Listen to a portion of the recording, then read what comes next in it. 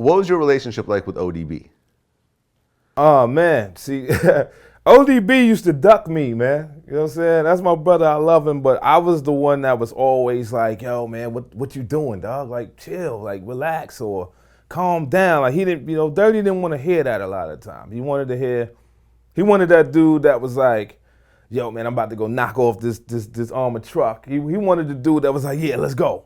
You know what I mean? But I'm just like, "You gonna knock off the armored truck with what?" You know what I'm saying? That slingshot in your hand. Like I'm always the one that, I'm always thinking ahead, 2-3 steps ahead, man. Like, so I tried to get him to chill a lot of times. And he was like, "Oh, here come Dak with that preaching." You know what I'm saying? Like, "Leave me alone, Dak," and go do his thing. But our relationship was unique because we were night and day, like heads and tails of the same coin. You know what I'm saying? I'm the laid back, you know, I try to keep my calm at all times unless it's, time to flip out. And he's always on flip mode unless it's time to calm down. You know what I'm saying? What do you think is your funniest ODB story? My funniest ODB story.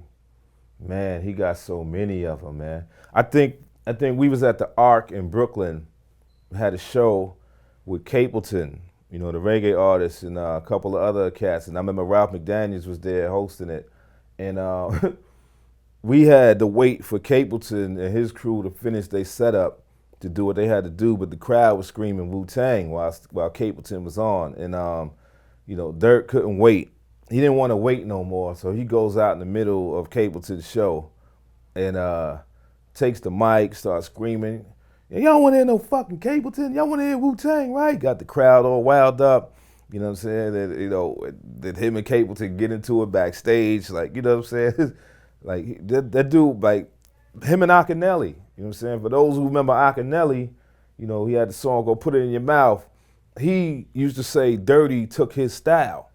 He's the first one that had that wild, like, drunken monk type style. And, when you look at Akinyele in the beginning, him and Dirty were kind of similar, you know what I'm saying? But I remember them being at the same show, he's kind of the same way, man. They both didn't want to relent on who's going to get the mic and who's going to rock the crowd. So they wound up fighting for the mic in front of the crowd on the stage, like literally on the floor, laying in drinks, all types of shit. Like Dirty and Akinyele fighting for the mic on some who's the master of that Dirty style. And I mean that was hilarious. Like, nobody jumped them or like we just let them go at it, man. Like the fans, we watching it just like the crowd watching it. Like these dudes fighting on stage over the mic, man. But it was one of the hilarious moments though, Who ultimately won that fight? I'm gonna go with Dirt Dog, you know what I'm saying? That's my brother, but watching that fight was hilarious, man. Like really scrapping over the mic. Not even punching each other or trying to beat each other up, but trying to get the mic out of each other's hands. That was a funny sight, bro. Well, I actually heard a story. I forgot who told it to me, but they said that Old Dirty Bastard actually ran up during Biggie's set and did the same thing, took the mic from him.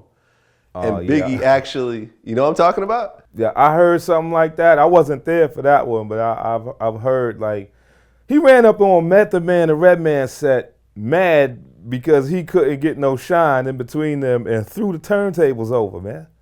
You know what I'm saying? That's how Dirty took the whole DJ equipment, 2 hands, shoved it on the floor, man. On some I can't shine, nobody gonna shine. You know what I'm saying?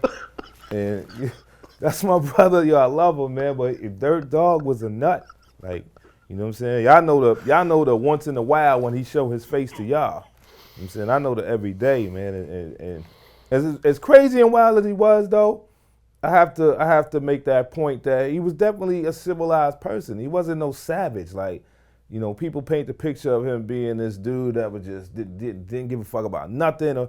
That's not true, man. He cared about his lady, he cared about his babies, he cared about the people around him. You know what I'm saying? He just didn't want nobody telling him what to do or how to do it. You know what I'm saying? Like, he didn't take orders or take commands from nobody. He wanted to do everything his way. And that's what I salute to the brother, because I learned a lot from him doing that. Like, sometimes you can't go with how everybody else feel or what this man say. You have to go with what you feel. And if you feel like fuck that, then you know, you got to be like, fuck that at that time. You know what I'm saying? Unless you're going to hurt somebody else. But that's how my brother was. If it's F that, it's F that. I'm going in, whether y'all with me or not. You know what I'm saying? So rest in peace, Old Dirty, man.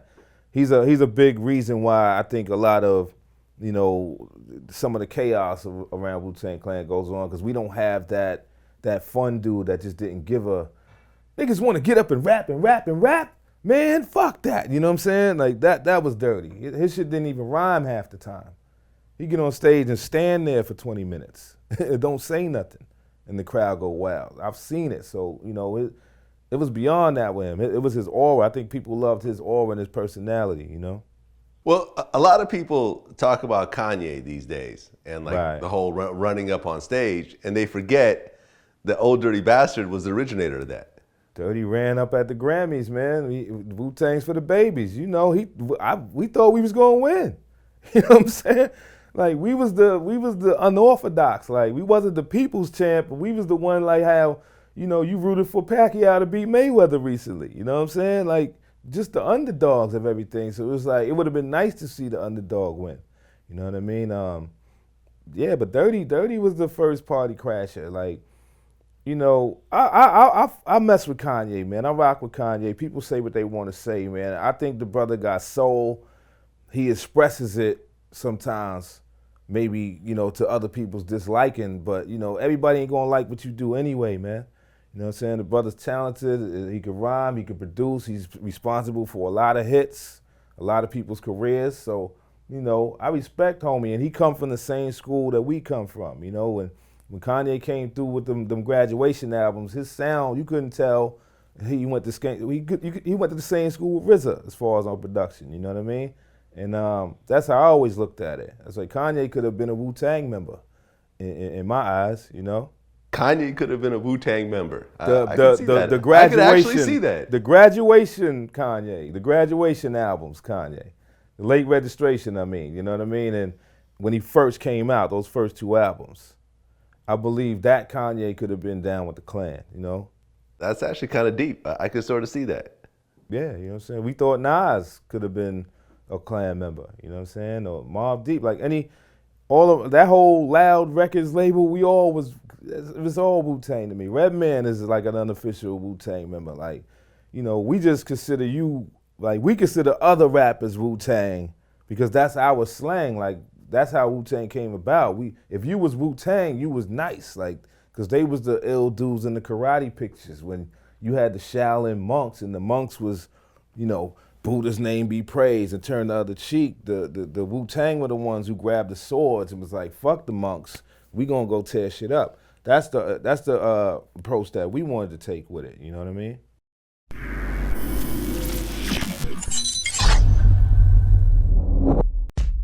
I thought he was me one day, you know what I mean? When I heard some shit that I never even fucking, I'm like, when I first got put on and shit, I'm asking myself, when the fuck I do that verse, you know what I mean? I text him, I say, yo, what the fuck, yo, like that was always something I wanted to do, nigga, you kissed Madonna, nigga. He was like, son, have you ever kissed a fucking 6 million year old pterodactyl?